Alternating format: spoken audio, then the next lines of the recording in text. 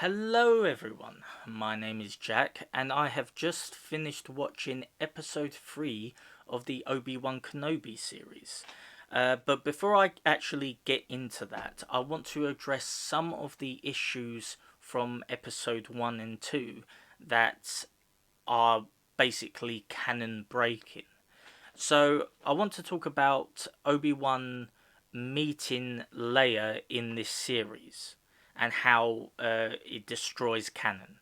So, in A New Hope, you have Leia trying to deliver a message to Obi-Wan, and she says that it's Obi-Wan had fought with her father in the Clone Wars, and that it is he who wishes to ask for help. And um, you know, it has nothing to do with Leia. But in the series, Leia not only knows Obi-Wan Kenobi, but is saved by Obi-Wan. And like in this series, it breaks with what we know has been established.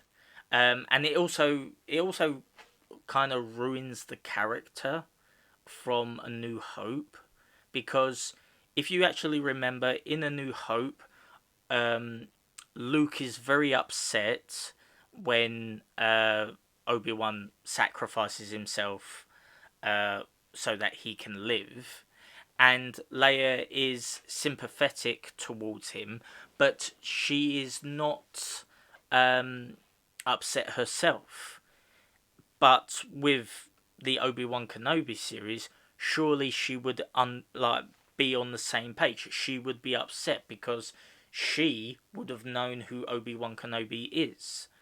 And some people have said, "Oh, she wouldn't have known who Obi-Wan Kenobi is because, um, like, he identifies himself as Ben."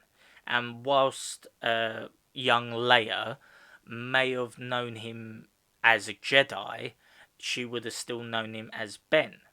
And I can understand that logic, except for the fact that you have this character who literally goes and says Obi-Wan to uh, Obi-Wan whilst Leia is present, and even goes and shouts, he will find you, Obi-Wan. You cannot hide, Obi-Wan."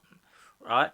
And I'm pretty sure that Leia would have heard a loud screaming woman shouting Obi-Wan Kenobi, or Obi-Wan to Kenobi.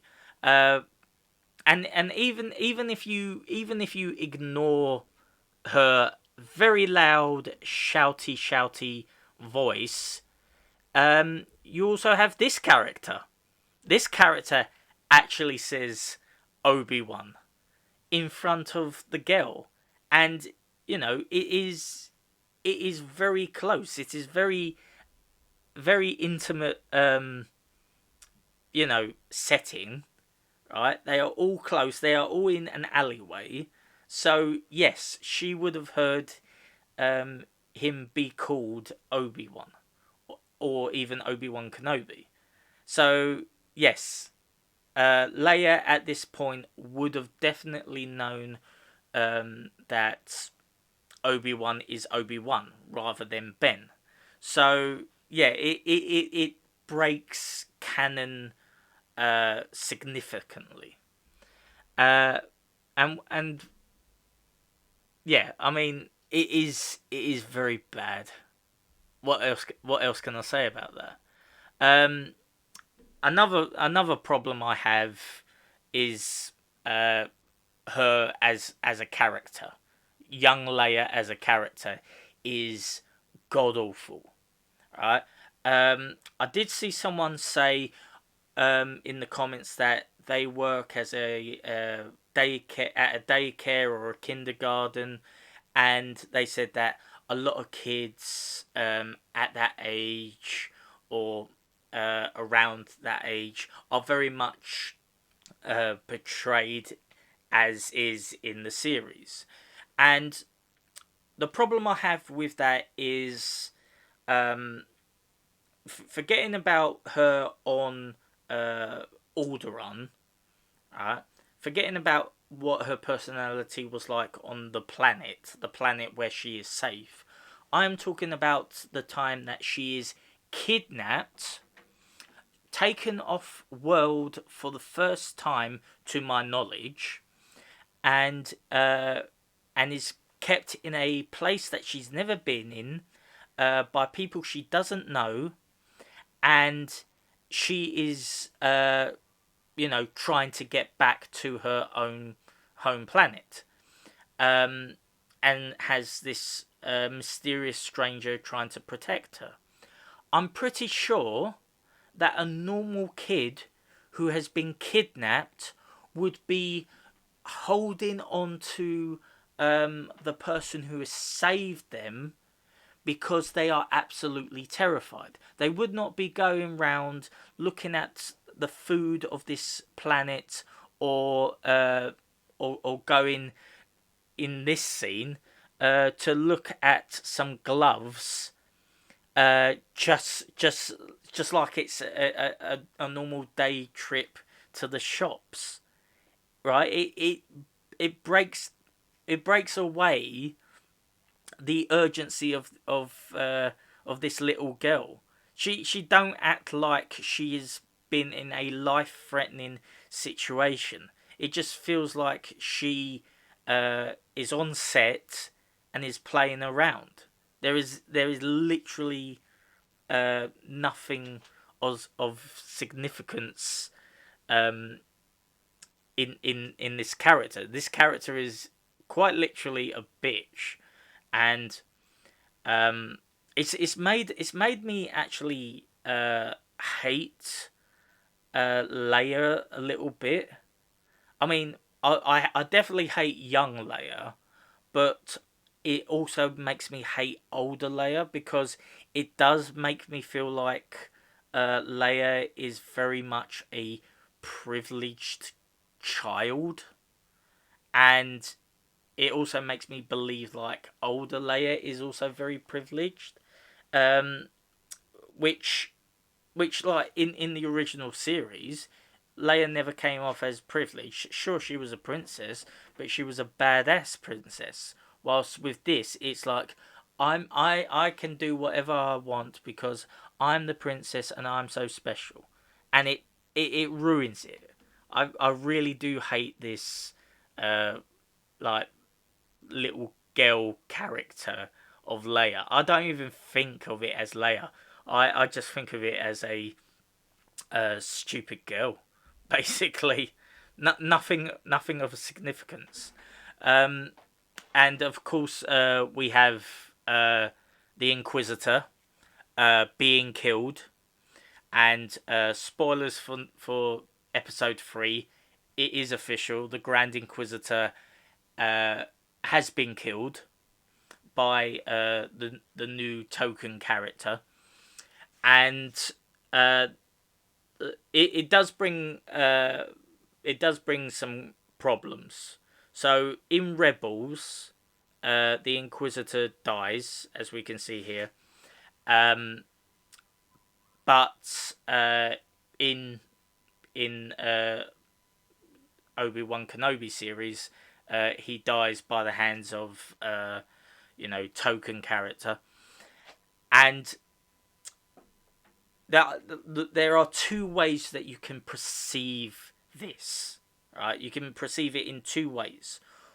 One, Rebels is no longer canon, or two, the writers do not care about continuity. They just do not care. They are writing to elevate a token character, and they just think, all right, we're going to take an existing character that everyone knows, or at least the fans know, and we're going to kill that character to elevate this new character that we have created, because we have no originality. We are just going to go and kill off old characters to elevate new characters. So yes, it is a problem, and I did actually also hear someone say, "Oh, maybe it's an alternative universe, right?" Obi-Wan Kenobi is actually in an alternative universe. So wouldn't that mean that Obi-Wan Kenobi series is non-canon, or is it saying that Rebels is non-canon? Whatever they say, it is ruined anyway. It is ruined. Characters that have been created, that have been fan favorites, and it's just basically the writers covering up their own shitty writing. And well, ever since the release of the first two episodes, there have been quite a lot of backlash, because of course there would be. Right, the series is very much woke, very much a token character that's just been elevated. And so Star Wars and even Ewan McGregor has come out to attack the fans, basically, calling them racists, saying that, there's a toxic fandom and all that. And it's ironic. It's ironic because, you had characters like, Mace Windu, that no one cared about Mace Windu's skin color. No one cared. He was a great character. And even with Finn, when you had Finn, people were interested in Finn's character. I was interested in Finn's character. I genuinely would have loved to have seen the interaction with Finn, like with his knowledge of knowing that Poe shot his friend, or shot a stormtrooper, the same stormtrooper who put his bloody hand onto Finn's helmet, giving him PTSD. And when you had the Last Jedi come along, Finn is just relegated as a secondary character, and basically does nothing in the entire movie. And it from my understanding, it only gets worse with Finn in the third film, where he just keeps on shouting "Rey" all the time. Finn deserved better. Finn actually deserved better. And more importantly, it wasn't because Finn was black. It was because Finn was actually an interesting character. He actually had more of a character than Rey, Kylo Ren, Poe, even Luke. I mean, Luke was completely destroyed within his own character, and Finn actually had a new and unique character that was completely ruined in the second sequel film. So yeah, it has nothing to do with this new character being black, but it also does have something to do with this new character being black, because it is so obvious that they've pushed this character into being a strong female black woman with a particular haircut which looks very much like an SJW haircut, and they've just pushed it because progressiveness, right? And when you have people saying we don't like this character, it's very obvious that this character is a token character. then obviously you've got Star Wars saying, all right, let's push back. Let's go and say that that all of these fans are racist. That let's just concentrate on the on her being black rather than being a shitty character, a shitty token character, And the fact that they've wrote Ewan McGregor in is also very sad. I liked Ewan McGregor, and it's a sad thing that he's gone woke, right? And I think that he is actually also going to start going to Comic Cons because no one wants to see Ewan McGregor anymore. So now you have, of course, episode 3, and it is it's very much the dangling of keys. That's the best way to approach it. It's the dangling of keys, and there are several things to say. Firstly, you have token character literally now trying to be the next Grand Inquisitor, taking the initiative, taking the lead. You've got most of the people being subordinates, including the other female character, and the only one who is not backing down is the is the man with the funny hat. I think he's the second brother or the fifth brother or something like that. And he's I'm gonna call it now. He's going to be the next one to be killed, and she is going to kill him. I bet you.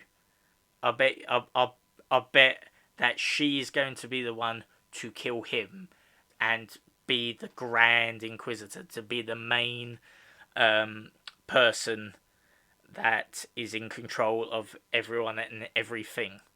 And of course you have the scene. Oh, you have the scene where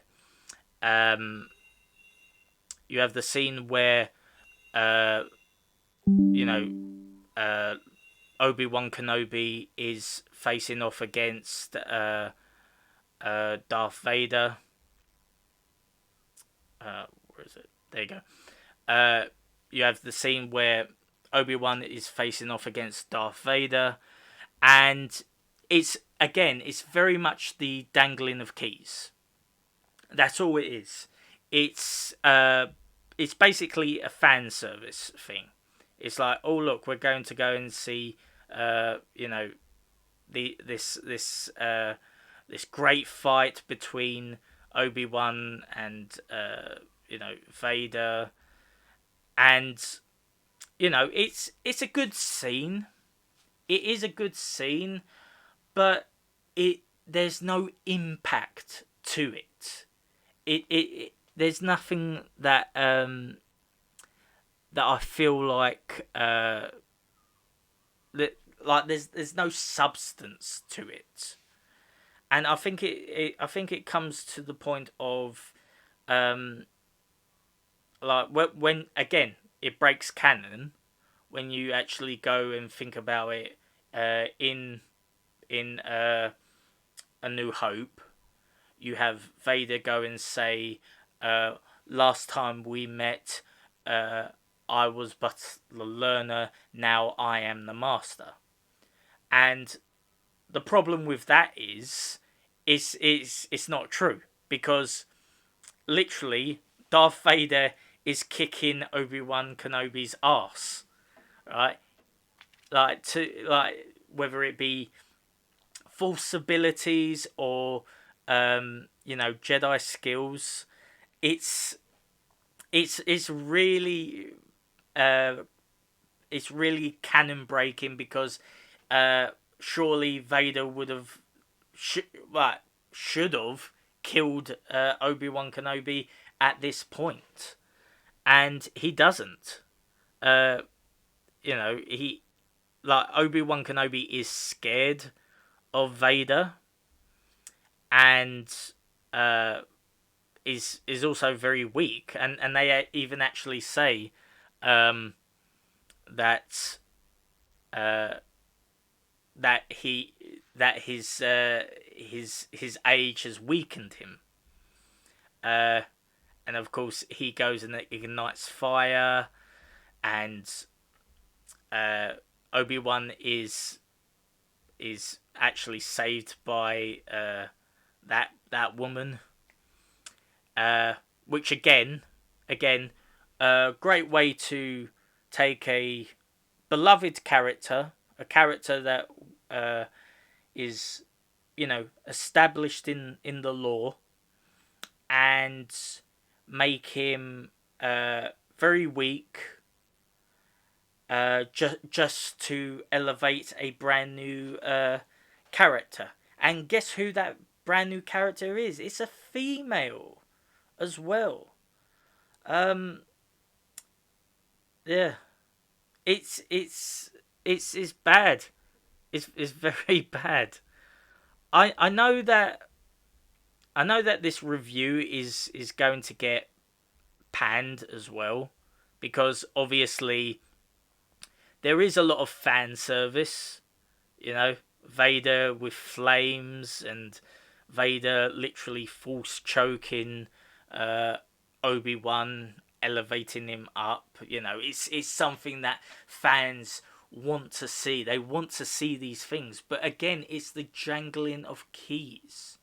If you actually rewatch it and you try to put it into canon, and you try to make it fit, it breaks established laws and ruins the impact of like the original series.